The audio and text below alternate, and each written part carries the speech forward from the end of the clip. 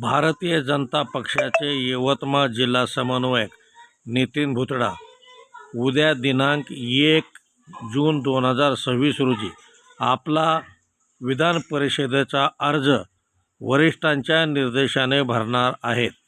भारतीय जनता पक्ष आणि शिवसेना शिंदे गटाची युती झाली की नाही हे मला अद्याप माहीत नाही, परंतु मी एक निष्ठ असा पक्षाच्या नेतृत्वावर विश्वास ठेवून काम करणारा कार्यकर्ता आहे. बंडखोरीचा विषयच नाही. पक्षाने जर लढण्याचे आदेश दिले तर मी लढेन आणि पक्षाने जर उमेदवारी वापस घेण्याचा आदेश दिला तर मी वापस घेईन आणि 17ही विधान परिषदेच्या जागा आम्ही महायुतीच्याच निर्देशाप्रमाणे लढणार आहोत असे त्यांनी बोलताना सांगितले. तर जाणून घेऊया त्यांची प्रतिक्रिया. अग्निबाण लाईव्ह न्यूजसाठी डॉक्टर आंबेजोगाईकर, उमरखेड.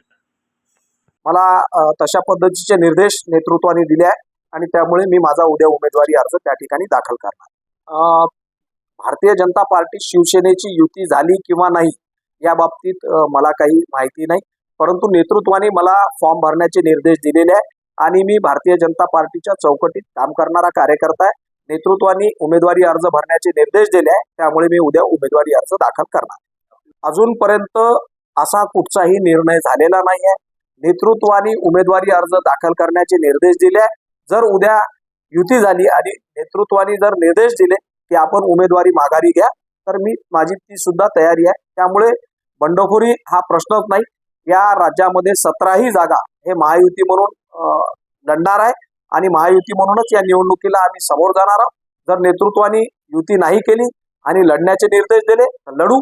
नेतृत्वाने जर माघारी घ्यायचं सांगितलं तर माघारी घेऊ.